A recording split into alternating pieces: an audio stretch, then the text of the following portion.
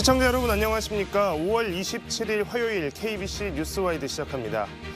제21대 대통령을 뽑는 선거일이 일주일 앞으로 다가왔습니다. 모레인 목요일과 금요일 진행되는 사전투표까지는 불과 이틀밖에 남지 않으면서 대선 후보들마다 지지층 결집과 사전투표율 높이기에 총력을 다하고 있습니다.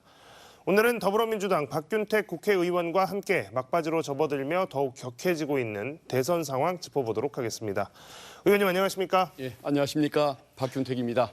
네. 자, 사전투표율이 이제 이틀 앞으로 다가오면서 정치권이 그야말로 급박하게 움직이고 있습니다. 오늘 이낙연 새로운 미래 상임고문이 기자회견을 열어서 국민의힘 김문수 대선 후보에게 투표를 하겠다 이렇게 밝혔는데요. 먼저 주요 발언 내용 듣고 이어가도록 하겠습니다. 김문수 후보와 저는 괴물 독재국가 출현을 막고 새로운 희망의 제7공학을 준비하는데 각자의 방식으로 협력하자는 데 원칙적으로 합의했습니다. 우리 두 사람은 국민 통합을 위한 공동정부 구성과 운영, 제7공화국 출범을 위한 개헌 추진 협력, 2028년 대선 총선 동시 실시를 통한 대통령과 국회의 임기 불일치 해소 및 3년 임기 실천 등에 원칙적으로 의견을 같이 하고 구체적 협의는 양당에 맡기기로 했습니다. 네, 더불어민주당에서 당 대표를 지냈고 또 문재인 정부에서 국무총리를 지냈고 또 우리 지역에서는 전라남 도지사까지 지냈던 이낙연 새미래민주당 상임고문이었습니다. 김문수 후보 지지를 선언했습니다. 그러면서 그 이유로 괴물 독재 국가의 출현을 막기 위해서다라고 이야기를 했습니다. 의원님 들으시기에 아무래도 좀 불편한 표현인 것 같습니다. 괴물 독재 정권의 출현을 막기 위해서라고 했는데 좀 전에 보셨지만 이제 어떤 좀 생각이 드셨습니까? 불편을 넘어서 참 놀랍습니다. 어떻게 민주진영에 몸을 담았던 분이 저런 말씀을 할 수 있는지 정말 이해할 수가 없는 게, 작년에 윤석열 전 대통령이 내란을 일으켰을 때 아무 말이 없었고 또 그 내란을 옹호하다가 그 덕분에 수구 세력의 지지로 어떤 대선 후보가 된 사람이 김문수 후보인데 그 사람을 지지를 하면서 민주진영을 어떤 괴물 독재국가 출현 운운할 수가 있는 것입니까? 그분이 민주당 출신이었다는 것이 참 부끄럽다는 생각이 듭니다. 그래도 다행인 것은 3년 전과 달리 어떤 국민들 표심에 미치는 영향력은 없을 것 같아서 그걸 그나마 다행으로 생각합니다. 네, 선거가 막바지로 접어들면서 후보자들의 기자회견도 잇따르고 있습니다. 이재명 대표 지난 일요일 25일이었는데요. 기자간담회를 열었습니다. 주요 발언 내용 보고 와서 이야기 이어가도록 하겠습니다. 제가 만약 국민의 선택을 받게 된다면 가장 먼저 대통령이 지휘하는 비상경제 대응 TF를 구성할 것입니다. 즉시 실행 가능한 민생경제 대책을 신속히 마련해서 불황과 일전을 치른다는 그런 신념으로 내수 침체에 적극 대응할 것입니다.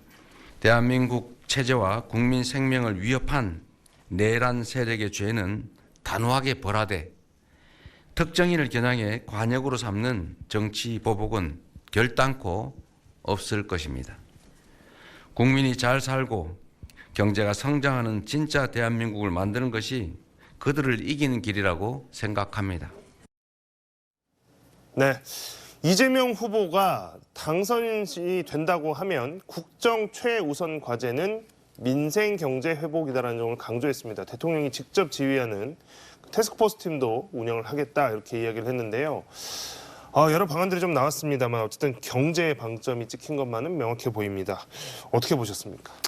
예, 결국은 우리 경제 문제, 민생의 문제 이것을 최고의 과제로 삼겠다는 현실 인식을 분명히 드러내준 것 같습니다. 윤석열 정권에서 11분기 연속, 그러니까 임기와 일치하게 내내 어떤 그 민생의 지표라고 할 수 있는 내수 경기 지표가 계속 마이너스를 기록했는데 아무런 대책을 세우지를 않고 방관을 했었습니다. 그래서 그런 모습들이 너무 국민의 눈에는 정말 그 어떤 답답증을 줄 수밖에 없고 생활에 어떤 고통을 줬던 부분이기 때문에 그걸 무엇보다도 우선시해서 처리하겠다는 그런 의지로 저는 그렇게 읽었습니다. 아무튼 선후관계를 분명히 잘 가려주는 말씀이었다고 생각합니다. 네. 그러면서 아까 기자회견 내용 중에 또 눈여겨볼 만한 내용 중에 하나가 내란에 대한 완전 종식을 강조했지만 그리고 뭐 또 철저한 단죄까지 이야기했지만 비상계엄 이후 탄핵 파면까지 5개월 이상 이제 걸리면서 내란 수사가 지지부진합니다. 어쨌든 지금 이제 이게 내란 세력에 대한 응징 또 심판이라고 하는 것이 이제 분명히 이번 대선에서 드러난 것인데 지금 이제 수사가 지지부진하다 보니까 이재명 후보가 만약에 당선이 된다라고 했을 때 이제 이게 수사가 제대로 이제 다시 탄력을 받을 수 있을까? 이것도 많은 분들이 궁금해하실 것 같은데요. 국무위원들에 대한 수사가 이제 최근에 다시 좀 시작이 됐고 그러면서 한덕수 전 국무총리, 최상목 전 기재부 장관에 대해서는 출국 금지가 내려진 사실도 조금 뒤늦게 알려졌습니다. 내란 수사 상황 어떻게 좀 이어질지 궁금한데 어떻게 될까요? 이 내란 수사는? 결국은 잘 될 겁니다. 결론적으로 얘기하면 검찰도 열심히 하려고 할 것이고 경찰도 열심히 하려고 할 것이고 그리고 우리 민주당이 희망하는 대로 특검법이 도입돼서 실시된다고 한다면 또 세계의 주체 또는 특검에 의해서 진상이 명백히 가려질 것이기 때문에 그 부분은 뭐 어떤 국민들께서 걱정을 안 하셔도 되는 상황이 오리라고 믿습니다. 그래서 검경이 해도 되고 특검이 해도 되는데 저는 특검이 하는 것이 좋겠다는 생각을 합니다. 왜 그러냐면 이재명 정부가 탄생한다고 했었을 때 이재명 정부의 인사를 받은 검사나 경찰에 의해서 수사가 진행되면 또 정치보복이라는 얘기가 들릴 거 아닙니까? 그래서 아예 그 중립적인 특검에게 모든 수사를 맡겨버리고 이재명 정부는 그야말로 민생의 문제, 경제의 문제에만 집중한다면 그게 국민들에게 훨씬 바람직한 결과로 오지 않을까 그런 기대를 갖고 있습니다. 윤석열 전 대통령 탄핵 이후에도 그 대통령 권한 대행에 의해서 거부권에 의해서 번번이 좌절됐던 특검이 역시나 가장 유력한 방안이 될 것이다라고 전망을 해주셨습니다. 지금 이재명 후보가 경기도 유세 연설을 하면서 윤석열 전 대통령을 겨냥해서 내란죄뿐만 아니라 외환유치죄도 수사해서 책임을 물어야 된다라고 했습니다. 그리고 이제 마침 이제 시민단체에서도 이 외환죄 수사를 촉구를 하고 나서면서 이제 이 수사가 좀 더 확대될 수 있는 상황도 된 분위기입니다. 내란 수사가 지금 지지부진한 상황에서 외환죄 수사 근데 이것도 이제 결국에는 특검으로 가야 될 것 같은데 특검이 출범한다고 했을 때 좀 너무 늦어져 버려서 사실 그동안 뭐 구속 취소 윤석열 전 대통령 구속 취소 이후에 뭐 증거 인멸 시도라거나 뭐 좀 이런 것들 때문에 특검이 이제 뒤늦게 좀 출범한다고 해서 이게 뭐 특별히 뭐 뾰족한 뭐 좀 다른 검찰 수사 좀 다른 성과를 낼 수 있겠냐라고 하는 그런 좀 의심들도 좀 있습니다. 그 부분에 대해서는 어떻게 설명하시겠습니까? 지금 외환죄를 해야 하기 때문에 이미 늦어버린 느낌은 있지만 그래도 해야 하기 때문에 저는 반드시 필요하다는 생각이 듭니다. 과거 김대중 정부 때 그 출범하면서 북풍 사건을 우리가 수사한 적이 있지 않습니까? 이것은 이 외환죄는 과거의 북풍 공작 사건과 같은 것입니다. 노상원 수첩에 보면은 일부러 그 NLL에서 북의 어떤 그 도발을 유도하는 내용이 분명히 수첩에 있지 않습니까? 그리고 또 아파치 헬기를 일부러 어떤 휴전선 부근에서 띄워가지고 북이 뭔가 공격해 주기를 바라는 이런 작전을 펼친 적이 있다는 것이 드러났습니다. 그리고 북한에 작년 가을에 무인기를 보냈을 때 북한이 왜 무인기를 보내냐고 남한 정부를 공격했을 때 그렇게 거짓말도 잘하던 정부가 안 보냈다고 해도 될 것을 거의 확인해 줄 수 없다면서 운을 떼면서 일부러 대남 도발을 유도를 했지 않습니까? 그것은 그야말로 자기 정권의 어떤 안전을 위해서 국민의 생명과 안전을 볼모로 잡았던 사건이기 때문에 내란죄 못지않게 반드시 수사가 돼야 할 부분이고 이 역시 대한민국 수사기관의 능력이나 특히 또 특검 우수한 인물로 잘 뽑으면은 이 부분도 저는 수사가 성공할 수 있을 거라고 믿고 있습니다. 네. 자, 민주당의 이번 대선 컨셉을 보면 골목 동네마다 이렇게 좀 다니면서 접촉을 강화하고 또 경청하겠다 뭐 이런 컨셉으로 지금 계속 선거운동이 진행이 되고 있는데 얼마 전에 이제 기초자치단체별 그러니까 시군구별 지역 맞춤형 우리 동네 공약이 발표됐습니다. 의원님은 이제 지역과 광주 광산구시니까 광산구 지역 같은 경우에는 지금 우리 동네 공약으로 어떤 것들이 좀 소개되고 있습니까? 예, 먼저 광산과 관련된 것 중에 전남권 공약으로는 광주 군공항 이전하는 문제가 있습니다.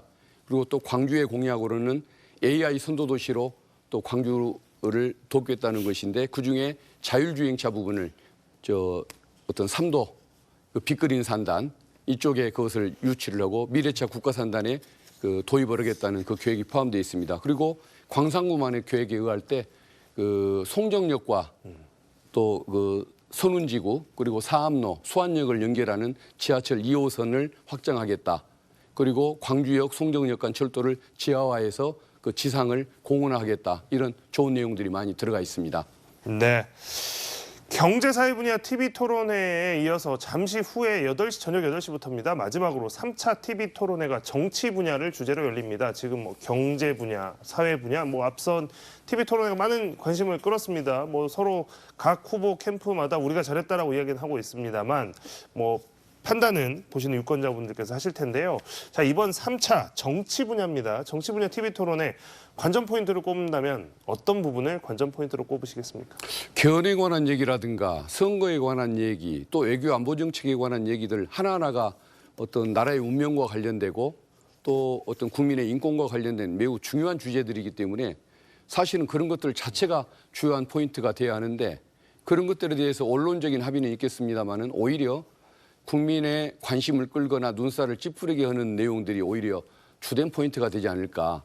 아마 1위 후보인 이재명 후보를 흔들기 위해서 뭔가 인신공격 중심으로 또 토론이 흘러감으로써 뭔가 어떤 국민들에게 좀 뭔가 불만을 느끼게 할 수밖에 없는 정책이 아닌 어떤 인신공격의 토론이 발생할 가능성이 많은데 어쨌든 이재명 후보가 그런 공격에도 잘 극복하고 정책 위주의 그 토론이 되기를 바랄 뿐입니다. 네. 예. 자, 대선이 이제 중반을 넘어갔는데 이번 대선 기간 전체적으로 보자고 하면 사실 이제 어떤 공약이나 이런 부분들이 이제 부각이 되는 것보다도 마지막까지 지금 이제 어떤 선거 기간 내내 가장 큰 변수가 뭐가 될까라고 하면 여전히 이 보수 진영의 단일화 이슈입니다. 국민의힘 김문수 후보 측이 계속해서 개혁신당 이준석 후보 측의 단일화를 제안하는 모습이 선거 기간 내내 이어지고 있는데요. 오늘 또 뭐 이준석 후보가 긴급 기자회견을 열어서 다시 한번 단일화의 선을 그었습니다만 그럼에도 불구하고 정치권에서는 단일화 가능성 여전히 있다라고 보는 시각이 우세합니다. 단일화 될까요? 의원님은 어떻게 보십니까? 결론적으로 말씀을 드리면 저는 단일화가 안 될 것 같습니다. 물론 안철수 후보 때 우리가 한번 뒤통수를 맞은 적이 있었고 또 이준석 후보가 김문수 후보와 뿌리가 같고 또 토론회 때 함께 합세해서 이재명 후보를 공격하는 이런 모습을 보면 언젠가는 합칠 세력이라는 것은 분명해 보이지만 저는 이번이 아니라고 보는 게 첫째는 둘이 연합을 해도 이재명 후보를 이긴다는 보장이 없지 않습니까? 그것이 있고 그다음에 이준석 후보는 아직 나이가 젊기 때문에 과거의 안철수, 3년 전의 안철수처럼 그런 국민 신뢰를 잃어가면서까지 그런 그 어떤 국민 신뢰를 깨는 일은 안 할 거라고 보기 때문에 그래서 그 나이로 비춰보나 성공 가능성으로 비춰보나 아마 저는 단일화를 하지 않겠다는 그 약속을 지킬 걸로 믿습니다. 그럼에도 불구하고 이게 만에 하나라도 단일화가 이루어지고 또 선거에서 이상한 결과가 나타나면 이것은 거의 망국의 길로 가는 것이기 때문에 우리 민주진영 입장에서는 정말 단일화가 될 수도 있다라는 그런 긴장감, 경계감을 가지고 좀 투표에 임해 주시는 게 옳지 않나 그렇게 기대하고 있습니다. 네. 예. 최근 여론조사 흐름에 대한 이야기를 좀 해볼 텐데요. 이재명 후보가 여전히 선두이긴 합니다. 사실 뭐 대선 전부터 후보들이 확정이 되고 각 정당마다 후보들이 확정이 되고 또 선거 운동이 시작된 이후에 뭐 거의 대부분의 뭐 여론조사 결과 이재명 후보가 앞선다, 선두를 유지하고 있다라고 하는 것이 전체적인 분석에서 나오고 있습니다만 다른 한편으로는 다른 후보들, 그러니까 김문수 후보나 이준석 후보와의 격차가 줄어드는 추세 아니냐라는 분석도 나옵니다. 막판으로 가면 결국에 이제 진보냐 보수냐 또 중도냐 좌파냐 뭐 중도이냐 또 그리고 지역이 어디냐 뭐 이런 것들 때문에 지지층들이 각자의 방식으로 결집하게 될 테고 그렇게 하다 보면 결국에 지금보다 지지율 격차는 좀 더 줄어들 수도 있을 것 같다라는 분석들이 나오고 있는데요. 일련의 흐름들에 대해서는 어떻게 판단을 하고 계십니까? 저는 뭐 초창기부터 당연히 그 지지율이 격차가 줄어들 거다라고 보고 있었습니다. 결국 마지막 선택의 문제도 있는 것이지만은 결론적으로 그렇게 예상을 했던 이유는 어떤 그 내란 그 수구 세력들 이 구구 정당의 뿌리가 너무 깊기 때문입니다. 우리 민주당 같은 경우는 누구 발언 하나만 잘못해도 법안 하나만 잘못 발의를 해도 늘 비판을 받고 그게 지지율에 영향을 주는 게 현실 아닙니까? 그럼에도 불구하고 국힘은 내란을 일으키고 무속 정권의 무속 정권이라는 평가를 받아도 또 뭐 김문수 후보가 사이비 종교인 앞에서 눈물을 흘리는 모습을 2번이나 보였어도 그래도 계속 거기를 지지를 하고 거의 흔들림 없이 뭉치는 그 콘크리트 지지층이 있지 않습니까? 그것들 때문에 어쨌든 그 어떤 그 강한 뿌리 때문에 저는 지지율이 결국은 좁혀져 올 거라는 생각을 좀 하나 했었고, 또 우리 민주진영 입장에서 보면은 그동안에 격차가 좀 많은 것 때문에 잠시 좀 안이함, 경제심을 잃어버렸던 이런 것들 때문에 여론조사에 열심히 참여하지 않는 상황을 더 보이다 보니까 격차가 줄어드는 것 같은데, 이게 실제 선거에서 그런 일이 생기면은 너무 큰일 날 일이기 때문에 정말 우리 그 민주진영에 또 상식을 가진 국민들께서 많이 좀 뭔가 투표에 꼭 의지를 갖고 참여를 해주시면 좋겠다. 물론 저는 우리 대한민국 국민의 의지와 또 어떤 그 지성을 믿기 때문에 당연히 이번에 내란 세력을 심판하는 일은 나오지는 않겠지만, 그래도 항상 긴장감을 늦춰서는 안 된다는 이런 생각을 가지고 있습니다. 네. 사전투표 이야기 제가 이 방송 처음에 말씀을 드렸습니다만 이제 이틀 남았습니다. 사전투표일이 다가오면서 각 정당마다 사전투표 참여를 독려하고 있는데요. 사전투표 제도를 비판해왔던 김문수 후보조차도 지지자들에게 사전투표를 해달라고 지금 호소를 하고 있습니다. 아마도 각 당별로 유불리를 이제 분석을 한 결과 서로에게 가장 이제 유리한 형태로 이 투표 참여를 독려하고 있을 텐데, 평일에 진행되는 사전투표의 경우 투표율을 높이기 위해서 지금 민주당에서는 투표율 높이기에 굉장히 큰 노력을 기울이고 계시는 것 같습니다. 투표율 제고를 위한 선거운동 어떻게 진행이 되고 있습니까? 지금 사전선거 운동 많이 강조를 하고 있습니다. 또 본선에 가면은 또 갑자기 사정이 생겨서 못하는 분이 생길 수가 있고, 또 본선거는 사전투표와 달리 자기 주소에서만 해야 하는 문제가 있기 때문에 자유롭게 투표할 수 있는 사전선거를 많이 권장을 하고 있는 상태인데, 많이 좀 임해 주시면 좋겠고, 심지어는 국힘마저도 찬양하는 제도가 사전투표 아닙니까? 본인들이 그것을 어떤 부정투표의 온산인 것처럼, 근원인 것처럼 얘기를 했는데, 본인들도 그런 그 강조를 하는 걸 보면 사전투표는 꼭 필요하다는 이걸 알 수가 있는 부분인 것 같고, 어쨌든 저렇게 그 선거론을 내세웠던 것이 결국은 음모론에 불과했고 염치 없는 주장에 불과했다라는 이런 것을 증명해 준다는 이런 문제점은 느껴지지만, 어쨌든 사전 투표가 중요하다는 것, 이건 양당의 시각이 일치한 것 같습니다. 꼭 좀 많이 참여해 주시면 좋겠습니다. 네.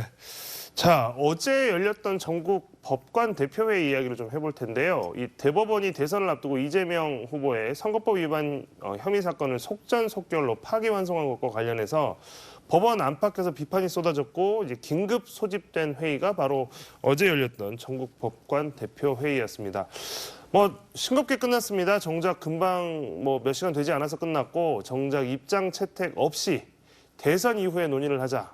입장을 섣불리 냈다가 대선에 또 영향을 준다라고 하는 지적을 받을 수 있다. 이제 이런 식으로 결론이 좀 난 것 같습니다. 사법개혁에 대한 요구 목소리가 높아진 상황에서 이제 어쨌든 대선 이후로 미뤄지긴 했지만, 법관들의 자정에 대한 의지, 의견 이런 것들이 좀 나올 수 있을지도 관심인데, 그 부분에 대해서는 법조인 출신으로서 어떻게 보십니까? 과거의 법관회의 같으면은 국민들의 공감을 얻는 이런 결론 제시를 많이 했지 않습니까? 그래서 과거 같으면은 조희대 대법원장의 체제에서 지난 선거법 판결이 정치적인 것이었고 잘못했기 때문에 책임을 져야 한다. 이 얘기가 더 강조되고 분명히 나왔을 법한데, 이 얘기와 더불어서 정치적인 공격이 외부에서 주어지는 것을 거부하는 이 목소리가 같이 팽팽하다 보니까 이 결론도 저 결론도 못 내고 이렇게 말았던 것 같습니다. 그래서 아마 대선 이후에 또다시 이 토론이 주어진다고 한다면 조희대 대법원장의 문제점을 분명히 지적하고, 그러나 사법부의 안정, 권위를, 신뢰를 지키기 위해서 너무 지나친 공격은 절제해달라, 이런 내용이 나오지 않을까 싶습니다. 그래서 결국은 그런 결과를 통해서 조희대 대법원장은 책임을 지고 사퇴를 하고, 또 국민들은 또 사법부에 대한 신뢰를 또 다시 한번 세우기 위해서 또 지지해주는 이런 어떤 절충적인 노력이 필요하지 않을까, 그런 개인적인 생각을 갖습니다. 네. 우리 지역 이야기를 또 해보겠습니다. 최근에 이제 의원님 지역구이기도 한 광산구에서 금호타이어 광주공장 화재가 굉장히 크게 났었죠. 완전 복구까지는 수년이 걸릴 걸로 예상이 되는 상황이고, 때문에 이제 근로자들의 고용 불안, 또 협력업체 경영 위기, 이런 피해들이 좀 우려가 됩니다. 사고 당일에도 이재명 후보가 마침 그때 광주 유세를 하고 있는 일정이어서 피해 주민을 또 만나고 여러 이야기를 했습니다만, 이 부분 관련해 가지고 의원님께서도 굉장히 지금 이 수습을 위해서 굉장히 여러 가지 생각을 하고 계실 것 같습니다. 지금 상황 어떻게 지금 진행이 될 건가요? 지금 광주시와 또 광산구 노력에 의해서 일단 그 1차적인 피해를 입은 분들, 그것에 대한 구제는 어느 정도 상당히 진척이 있게 진행이 지금 돼가고 있고 앞으로도 더 신경을 써가면서 할 것 같습니다. 그렇게 잘 될 겁니다. 근데 이제 근본적인 문제가 어떤 고용의 문제 그리고 금호타이어를 그 빚거린 산단으로 옮길 것이냐 제자리에 신축할 것이냐 아니면 일각의 의심대로 혹시나 저 공장을 폐쇄하겠다고 가동을 중단하겠다고 나설 것이냐 이 두 가지가 가장 큰 문제인데 이 부분은 지금 관계자들과 좀 얘기를 나누면서 6월 3일 대선 이후에 좀 중앙정부까지 함께 관심을 갖는 협의체를 구성해서 실질적인 어떤 고용 보장 대책 그리고 어떤 신축, 이전 신축 후에 재가동 이런 방책 이런 것들을 한번 끌어내기 위해서 적극적인 노력을 할 계획을 가지고 있습니다. 네. 자, 이번 대선 사전투표가 모레인 목요일, 금요일 이틀 동안 진행됩니다. 본투표도 이제 일주일 앞으로 다가왔습니다. 마지막으로 지역 유권자분들에게 전하고 싶은 말씀 한 말씀 부탁드리겠습니다. 예. 이번 선거는 정말 중요합니다. 우리가 이재명 후보를 어떤 국민의 심부름꾼으로 이용하는 국민이 주체가 되는 세상이 될 것이냐 아니면 김문수 후보 정권의 어떤 통치 대상이 될 것이냐 주체와 객체의 문제를 가리게 될 것입니다. 그리고 또 하나는 우리 호남과 광주 또 광산 여러 그 지역들의 발전 정책, 개발 과제가 많이 포함되어 있는데 국힘에는 그런 것들이 결국은 들어있지도 않거나 또 효력을 볼 수가 없는 상태입니다. 그래서 지역 발전을 시킬 것이냐 정체시킬 것이냐 이것도 가르는 선거입니다. 그래서 우리 어떤 시도민들 또 우리 그 유권자 여러분들께서 정말 어떤 대한민국의 정상화를 위해서 지역의 발전을 위해서 청년들의 미래를 위해서 꼭 선거에 참여해 주시기를 간절히 부탁드리고 싶습니다. 네, 오늘 더불어민주당 박균택 국회의원과 함께 이야기 나눠봤습니다. 의원님 오늘 나오셔서 고맙습니다. 예, 감사합니다.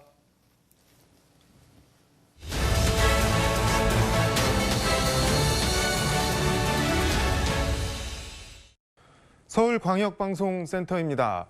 6.3 대선이 꼭 일주일 앞으로 다가온 가운데 5월 20일부터 25일까지 전 세계 118개 나라 223개 제외 투표소에서 실시된 재외국민 투표율이 명부등재 선거인 수 기준 79.5%를 기록해 역대 최고를 찍었습니다. 12.3 계엄 사태와 윤석열 대통령 파면 이후 치러지는 대선에 대한 재외 국민들의 높은 관심이 반영된 것으로 풀이되는데 본 투표율이 얼마나 될지 관심입니다. 여의도 초대석 일주일 앞으로 다가온 대선 판세와 전략, 전망, 민주당 입장에서 들어보도록 하겠습니다. 김민석 민주당 상임공동선대위원장 스튜디오에 나와 있습니다. 위원장님 어서 오십시오. 안녕하세요. 엄청 바쁘시죠? 예. TV 찬조 연설을 하셨는데 언론 평가가 왜 수석인지 알겠다, 품격 있다 이런 평가들이 꽤 있던데 어떤 점에 중점을 두고 찬조 연설 하셨나요? 이게 참 제가 인생이 참 묘하다 이런 생각을 했는데요. 네. 김대중 대통령 첫 정권 교체 하실 때 네. 그때 제가 첫 찬조 연설을 했습니다. 찬조 연설도 하고 TV 광고도 했습니다. 근데 그게 방영된 날 네. 끝나자마자 그때 김대중 대통령께서 후보로서 전화를 바로 주셨어요. 고맙다고. 근데 28년이 지나서 또 이제 이재명 후보의 첫 찬조 연설을 네. 했습니다. 그래서 제가 참, 참 일종의 감회 같은 걸 느꼈는데요. 97년도 IMF 상황에서의 첫 정권 교체가 네. 개인사적으로 어려움을 많이 겪은 김대중 대통령의 내공으로 국가 위기를 극복하고 그 국가 위기 앞에서 정권 교체가 불가피하다고 보고 진보의 지도자 김대중과 보수의 지도자 김정필, 박태준이 손을 잡아서 나라를 구했던 그 서사거든요. 네. 근데 동일한 서사가 저는 반복되고 있다고 봅니다.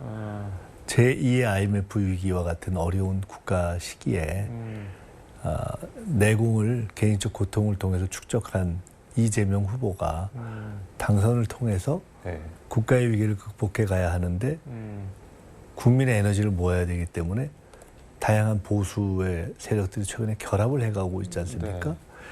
네. 그런 의미에서 저는 그때와 구조가 같다. 그거를 김대중의 관점에서 보지 마시고 그때 손잡았던 김정필과 박태준이 왜 잡았을까를 생각해 주시라. 그분들이 정권 교체가 불가피하니까 우리가 힘을 보태서 당시 김대중과 그 민주 세력의 부족한 점을 네. 보태야 되겠다라고 한 것 아니겠는가. 지금도 그러한 때다라고 역지사지의 관점에서 한번 말씀을 드린 것에 저는 초점이 있었습니다. 97년과 지금 상황이 구조와 서사가 흡사하다 그렇게 보시는 거네요. 그러면. 더 어려워지고 더 깊어졌지만은 큰 틀에서는 국가 위기 앞에서 정권 교체를 해야 하고 할 수밖에 없고 그렇기 때문에 보수 중도 진보의 힘을 또 합쳐야 되는 그 동일하다고 봅니다. 근데 그런 생각도 언뜻 드는데 가령 김대중이라는 정치인에 대한 그 민주 진영의 지지는 확고하고 그 안 찍는 사람은 없었을 거 아니에요. 근데 이번에 내가 김문수나 이준석은 찍을 수는 없지만 이재명을 찍어야 되나 그런 약간 망설이는 층도 꽤 있는 것 같은데 그거는 어떻게 봐야 될까요? 그러면은 이번에 이제 네. 경선에서 후보가 이재명 후보가 90% 네. 과거 김대중 총재가 갖고 있던 심적인 지지가 어쨌든 표로 나타났다면은 표로서는 어쨌든 그 이상의 표가 나온 거거든요. 네. 그것은 이재명 개인에 대한 평가나 지지의 측면도 있지만은 정권 교체의 비원이 담긴 거거든요. 그리고 현재로서는 그 정권 교체를 담당할 기수가 이재명 외에는 없기 때문에 화끈하게 몰아준 거라고 저는 봅니다. 네. 그런 점에서 이런저런 개인적 평가나 네. 선호의 정도, 열의의 차이는 있을지언정 바꿔야 한다. 대안은 이재명이다. 힘을 보태주자. 이거는 거의 차이가 없다 이렇게 생각합니다. 그리고 네. 그럼에도 부족한 점이 있다면 그건 채워줘야 될 영역이죠. 그러니까 정권 교체 열망, 의지 이런 게 이재명으로 표현이 되는 거다 그렇게 봐야 되는 그렇게 거예요. 봅니다. 내일부터 대선 당일까지 일주일 동안 이제 여론조사 공표가 금지가 되는 이른바 깜깜이 기간인데 지금 나오는 여론조사들 보면 어쨌든 격차는 좁혀지고 있는 것 같은데 그리고 이준석과 김문수를 더하면은 이재명보다 좀 숫자가 앞서는 것도 뭐 그냥 더하기 산수는 아니지만 그런 것도 있는데 판세 지금 어떻게 보고 계세요? 일관되게 저희는 후보 격차보다는 좁게 나오고 그래서 좁혀지기가 정당 지지율 격차까지 또 네. 좁혀질 가능성은 객관적으로 있고 실제로는 그 후보 경쟁력 격차와 정당 지지율 격차의 중간 어디선가 정도에서 멈출 것이라고 봤고요. 그래서 이렇게 완만하게 좁혀지면서 가고 근데 이제 단일화가 과연 변수가 될 것이냐 저는 상수라고 보고 상수라는 거는 된다고 보는 건가요? 되든 안 되든 양자가 원한다고 저는 보고 있죠. 네. 양자가 원하는데 두 가지 때문에 하나는 명분이 워낙 없고 특히 네. 이준석 후보 쪽에서 내란 연합이기 때문에 또 하나는 해도 되는 게 아니고 승리를 보장하지는 않거든요. 네. 기계적인 수치는 비슷할 수 있는데 합치면은 이재명 후보와 네. 실제로 더했을 때 1대1로 하면 어떻게 되느냐는 거의 현재와 별 차이가 없는 걸로 다 또 조사가 나오지 않습니까? 별 차이가 없다는 거는 어떤 차이가 제법 나죠. 그러니까 네. 김문수, 이준석 표를 합치면 네. 그거는 이재명 후보에 근접하게 되는 걸로가 나오는데 막상 김문수로 또는 네. 이준석으로 단일화되었다고 보고 1대1로 붙이면 차이가 또 많이 나거든요. 그건 왜 그러냐? 단일화의 성공 조건이 네. 안 맞기 때문입니다. 단일화의 성공 조건은 양 지지층이 네. 서로 다른 지지층이면서 시너지가 나야 되는데 이 경우는 이준석 지지층과 김문수 지지층이 빙탄불상용, 그러니까 물과 기름과 같은 성격이어서 또 내란에 대한 평가도 다르고 그래서 결합을 하면 그것이 시너지가 아니라 야합에 의한 이탈과 비판으로 가는 거여서 1+1이 1.4에서 1.5 정도 될 가능성이 높다 이렇게 보기 때문에 그것은 단일화라는 이름의 야합을 해도 네. 승리를 보장하는 것은 아닌 거죠.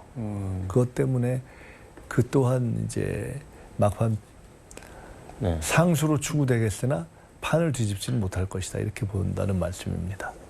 빙탄 불상용이라는 표현을 오랜만에 들어보는데 네. 빙탄 얼음과 숯이라는 그런 거죠. 뜻이잖아요. 예. 그럼 합치면은 둘 다 꺼져버린다는 건데 네. 그러면은 대선은 뭐 이긴 거는 따놓은 당상 아닌가요? 그런데 이제 그래서 네. 이것은 상대성이 이번 선거는 처음부터 국민의힘이나 내란 세력과의 선거라고 보지는 않습니다. 왜냐하면 국민의 생각이 정해져 있습니다. 네. 내란 심판으로 정해져 있는데 민주당이 그 기대를 채워주냐 못 채워주냐이기 때문에 이번 선거는 처음부터 본질적으로 국민과의 대화였고 국민 말씀을 경청하는 것이었고 민주당이 그에 맞추는 절제력과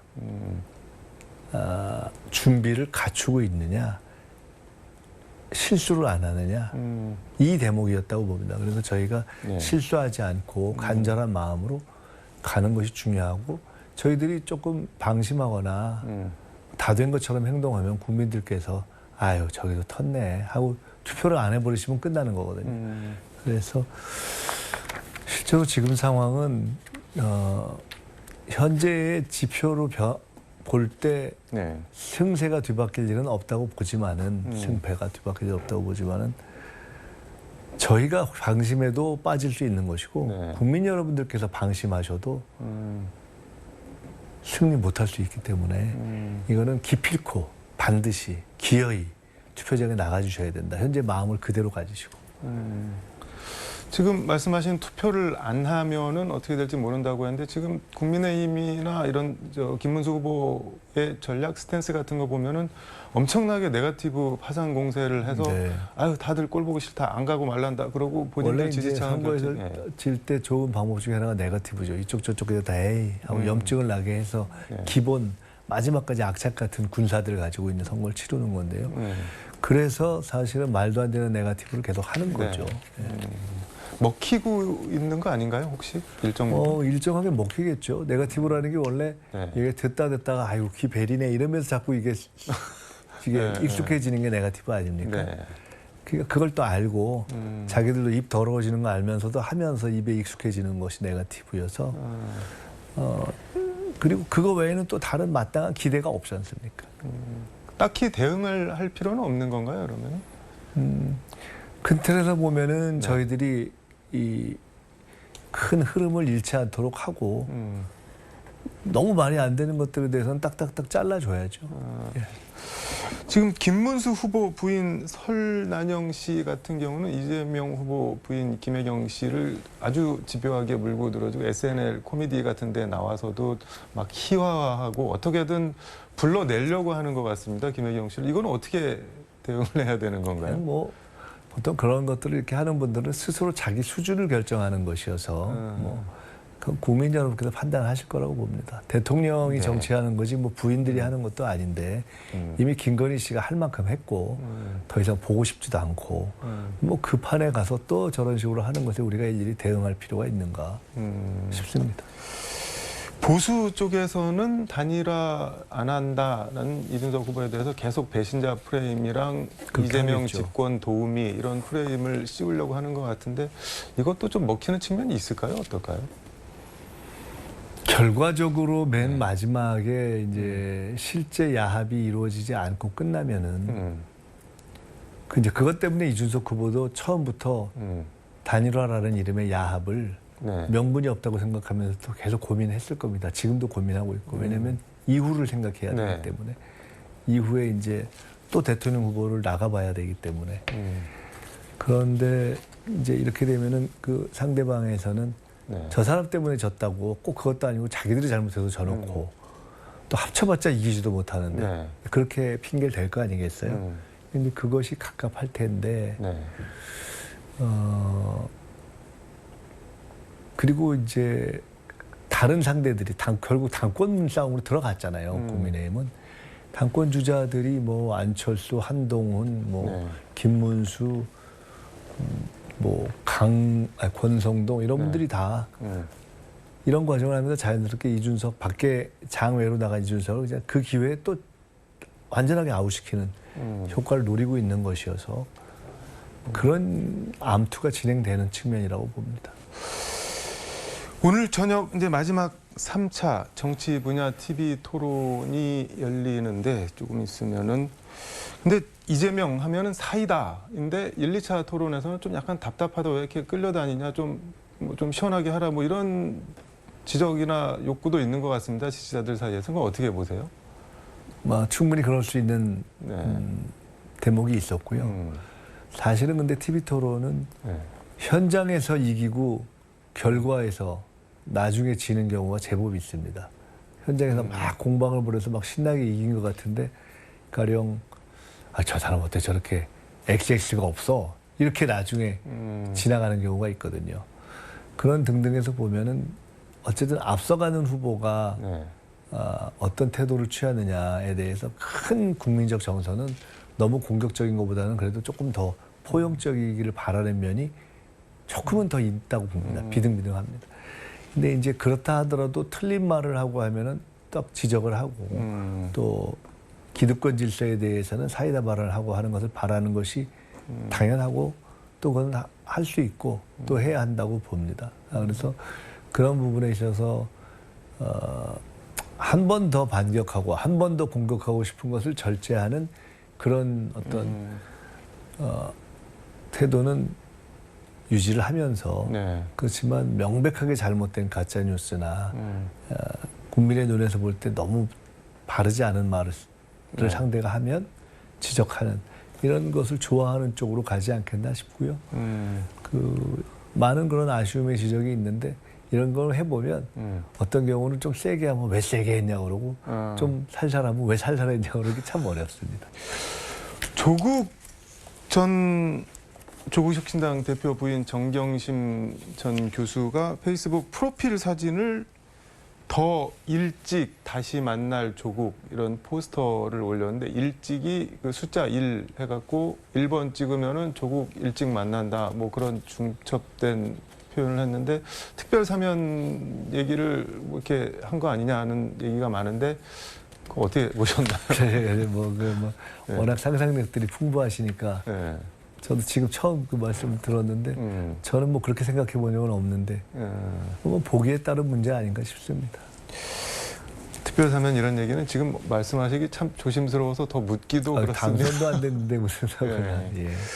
이재명 후보가 그제 기자간담회에서 4년 연임제 개헌 대통령 재직 중인 분에게 그러니까 본인한테도 적용이 되냐 이렇게 물어보니까는 국민의 입장을 존중해야 한다. 다만 저는 개헌 당시 대통령이 추가 혜택을 받는 것에 대해 국민들이 쉽게 용인하진 않을 것이다 라고 했는데 이게 국민이 용인하거나 국민의 입장이 한 번 더 해라라고 하면은 한 번 더 할 수도 있다. 이렇게 또 해석이 될 수도 있어서. 세상 일이라는 것은 다 뭐 이런 얘기겠죠. 뭐 헌법에 정해져 있는 것도 국민이 헌법을 개정하면 다 바꿀 수 있는 거 아니냐. 예를 들어 헌법 이름을 국민이 원하면 헌법이 아니라 한법이라고 바꿀 수 있는 거냐. 그럴 수도 있지 않겠어요?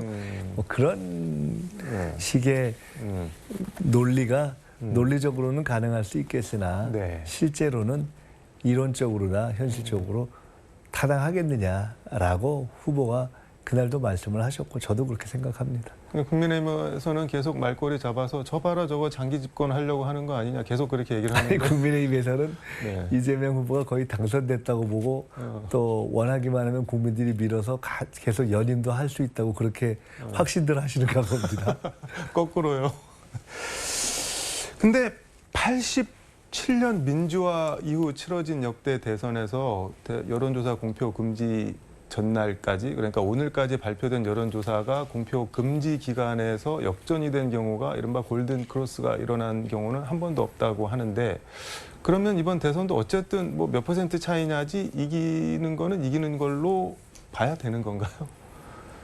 사실은 깜깜이 기간 직전에 그 조사가 바뀐 경우가 없다 결과와 이것도 있지만은 한 달 전 조사의 승자가 바뀐 적이 없다는 겁니다. 그러니까 지금 며칠 전이 아니라 한 달 전. 근데 저희가 한 달 전에 1위였는데 저희는 그 징크스가 좀 안 깨졌으면 좋겠습니다.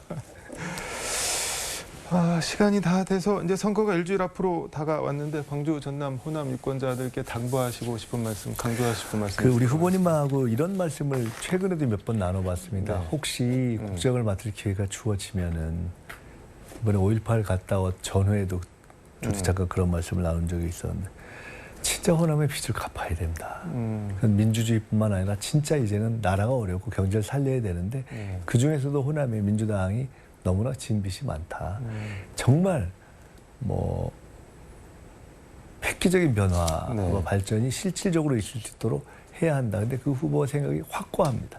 지난 한두 번의 그 기초단체장 보궐선거가 네. 있을 때도 그런 얘기를 누누이 하셨지만 이게 진심입니다. 그리고 저는 그런 걸 제가 진짜 확신합니다. 그리고 그런 모습을 보고 싶습니다. 실현되는 것을.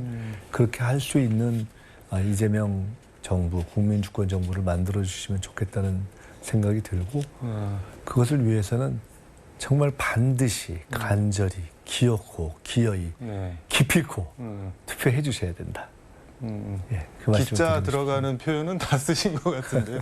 근데 이번에 진짜 보니까 광주, 전남에 법인세 거둔 게 1조가 안 돼요. 보니까. 근데 이재명 후보가 성남시장, 성남 하나만 놓고 봐도 광주, 전남 더한 것보다 아마 훨씬 더 많을 것 같은데 뭐 경기도까지는 말할 것도 없고 그런 거 좀 키울 뭐 보관이나 구체적인 계획 같은 거는 가지고 계시는 그렇습니다. 거죠? 있습니다. 찍어주면은 실현을 하시는 건가요? 그렇습니다.